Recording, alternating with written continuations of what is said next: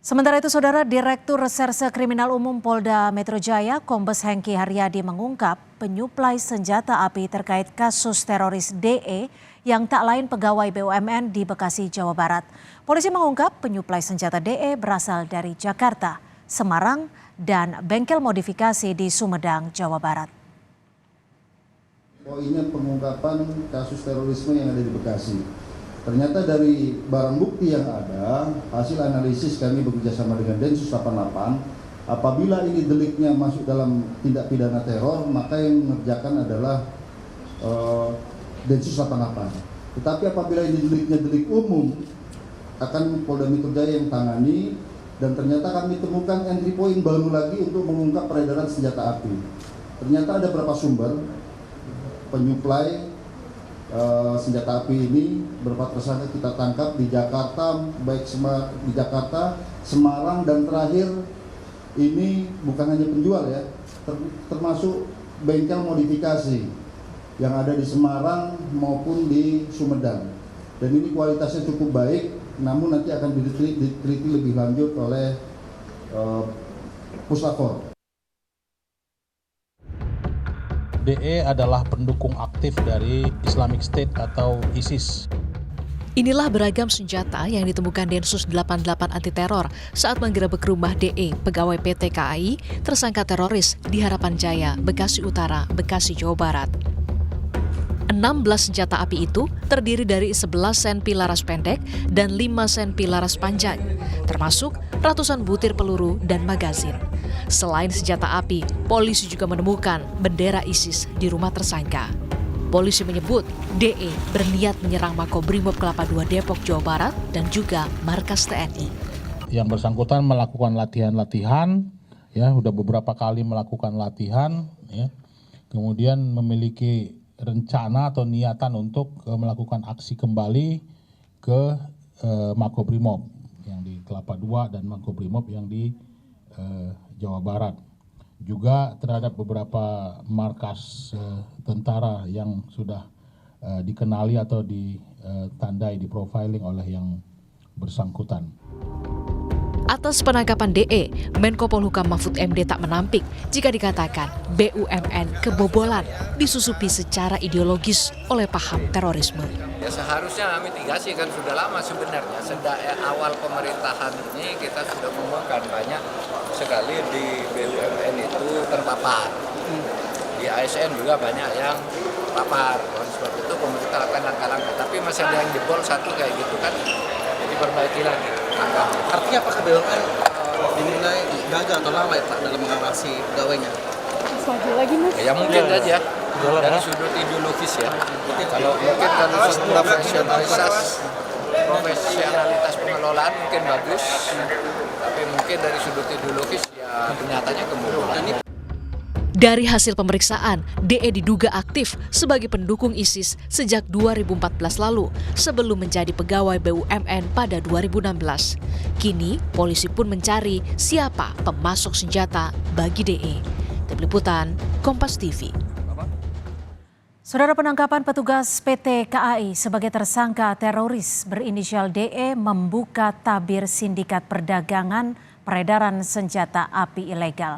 Polisi pun menangkap sejumlah penyuplai senjata api kepada DE di Semarang, Jakarta, dan Sumedang.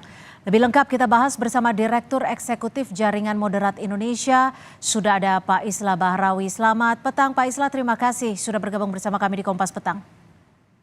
Selamat petang Mbak Cynthia. Pak Islah, kalau Anda melihat bagaimana sebenarnya DE ini bisa memperoleh senjata api dari pasar gelap? Ya ternyata memang inilah bagaimana cara Tuhan melindungi bangsa ini ya, bahwa ternyata kasus Dananjaya, tersangka Dananjaya ini sebenarnya membuka kotak Pandora ya, bagaimana kemudian berbagai perdagangan senjata yang secara terbuka dilakukan di marketplace, di e-commerce, ini akhirnya membuka semuanya. Jadi dari hasil pengakuan tersangka DE ini, bahwa dia mendapatkan senjata dari justru secara online. Dan dia mengakui semuanya bahwa dia membeli dari berbagai platform e-commerce, dia mendapatkan dari beberapa oknum untuk mendapatkan peluru dan sebagainya. Dari situlah kemudian dibuat semacam operasi gabungan antara Kriminal Umum Polda Metro ya dan Densus 88 dan juga melibatkan dari POM Angkatan Darat. Ini sangat sangat panjang sebenarnya nantinya.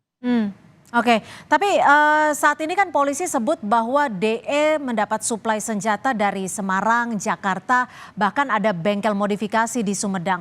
Kalau Anda melihatnya penyuplai ini juga punya pemahaman terorisme kah yang kuat dan bisa dijerat dengan undang-undang terorisme juga kah untuk penyuplainya ini? Kalau masalah ini nanti pendalamannya akan dilakukan oleh Densus 88. Jadi leading sektornya hari ini adalah Direktur Reserse Kriminal Umum Polda Metro. Dari beberapa orang yang ditangkap itu nanti akan dilakukan pendalaman melalui proses penyidikan yang nantinya kalau memang ada kaitan ideologis tertentu dengan memiliki resiliensi ideologis dengan DE misalnya, maka tidak menutup kemungkinan ini akan diambil alih oleh Densus untuk dikenakan dengan undang-undang teror. Tapi sementara ini kan masih dikenakan Undang-Undang Darurat nomor 1251. Nah, pabrik yang ada di Semarang, pabrik yang ada di Sumedang juga nanti akan berkembang ke berbagai kelompok yang berada di kota lain yang tidak menutup kemungkinan di antara mereka ini punya resiliensi ideologis teror. Ini ada besar kemungkinan karena senjata ini sangat seksi dan sangat menarik bagi jaringan teror. Jadi selama ini kan jaringan teror ini selalu mengalami hambatan untuk pengadaan senjata api. Jadi mereka harus mendatangkan dari Filipina Selatan dengan jalur berliku, selundup sana-sini, lewat Tawi-Tawi dan sebagainya. Nah ini ternyata disediakan oleh marketplace gitu. Nah ini kan menjadi sangat mudah aksesnya untuk dilakukan oleh kelompok-kelompok jaringan teror ini. Oke, nah kalau untuk yang di Sumedang ini kan bentuknya home industry. Kalau Anda melihatnya seperti apa? Apakah memang ada pihak tertentu yang memiliki dana lebih luar biasa besar untuk membantu pembuatan di sini? Ya, kalau pendanaan dari tersangka DE sendiri kan diakui bahwa dia juga melakukan jual beli melalui e-commerce. Nah, pendanaan-pendanaan yang dia dapat itulah yang dipakai untuk membeli senjata-senjata yang jauh lebih canggih. Jadi di-upgrade dan seterusnya. Jadi dia memiliki Baikal Makarov misalnya yang sangat langka dan juga senjata laras panjang, senapan serbu dan sebagainya ini justru didapat pendanaannya dari hasil transaksi di e-commerce karena dia juga melakukan jual beli di situ. Untuk kelompok Cipacing ini tidak menutup kemungkinan dia juga bisa juga terkait dengan jaringan teror. Nanti akan ada pendalaman karena Densus pernah punya riwayat melakukan penangkapan dengan kelompok Cipacing dari grup Abu Roban dulu tahun 2013.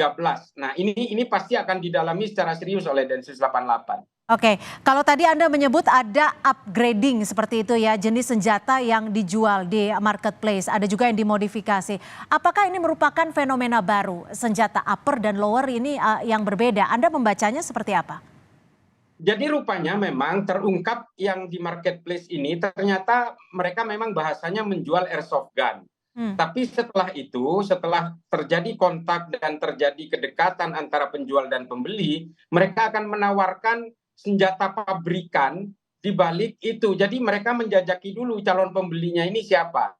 Setelah kenal akrab, terjadi transaksi berkali-kali, barulah kemudian ditawarkan senjata pabrikan yang bukan modifikasi. Nah ini kan terungkap juga dari hasil pemeriksaan dari berbagai tersangka yang ditangkap oleh Krim Polda Metro Jaya, yang nantinya Densus akan melekat di situ. Kalau memang melibatkan oknum dari TNI misalnya, Pomad juga sudah siap untuk melakukan pendalaman. Kalau dari oknum polisi nanti Propam juga akan melakukan pendalaman. Tapi yang paling kita concern adalah apabila ini memiliki resiliensi ideologis. Nah ini bahaya sekali. Oke, itu yang menjadi perlu digarisbawahi. Terima kasih Direktur Eksekutif Jaringan Moderat Indonesia, Pak Islah Barawi sudah bergabung bersama kami di Kompas Petang. Selamat sore.